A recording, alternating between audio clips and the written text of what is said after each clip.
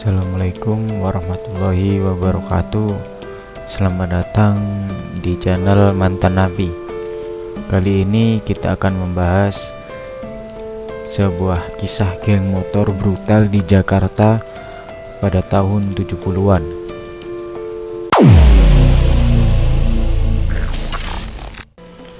Kisah brutal geng motor di Jakarta sudah ada sejak era 70-an. Yang paling melegenda saat itu adalah geng motor Pachinko atau pasukan Cina Kota. Aksi geng motor ini mulai dari merampok rumah pejabat hingga merampok toko emas. Kata mereka tujuannya ingin menjadi si pitung, tapi salah kaprah. Geng Pachinko ini dipimpin oleh seseorang yang bernama Johnny Indo. Ini malang melintang di kawasan kota lama seperti Mangga Besar, Ampera, Pademangan hingga Tanjung Selor atau Roxy. Kenapa dinamakan Pachinko? Johnny yang ayahnya TNI menuturkan bahwa 70% anggota kelompok geng ini merupakan etnis keturunan Tionghoa.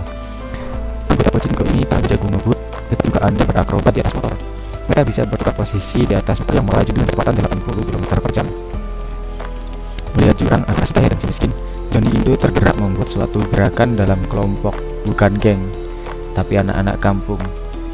Johnny Indo juga melihat pemerintah belum mampu menyejahterakan rakyat.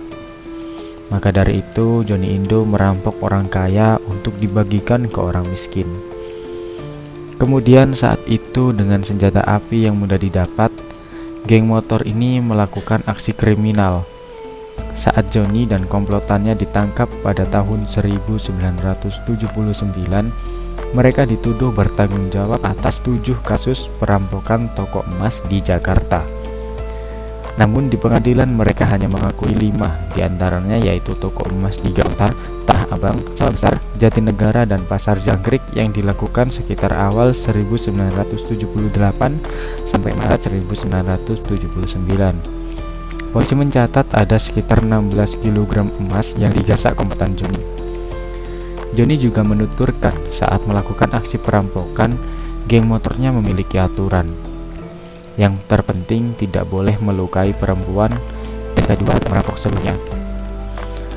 Johnny juga pernah mengatakan seperti ini, di depan mata misalnya ada uang 100 juta, yang diambil hanya 60 juta, sisanya yang 40 juta ditinggal dan dibawa tanpa halangan, sisanya 4 juta tidak dibawa karena ada rasa kasihan agar dia bisa usaha lagi.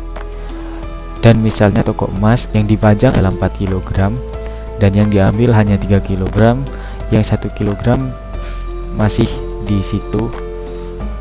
Tujuannya hanya ingin menyejahterakan rakyat dengan mengambil pajak secara tidak sah.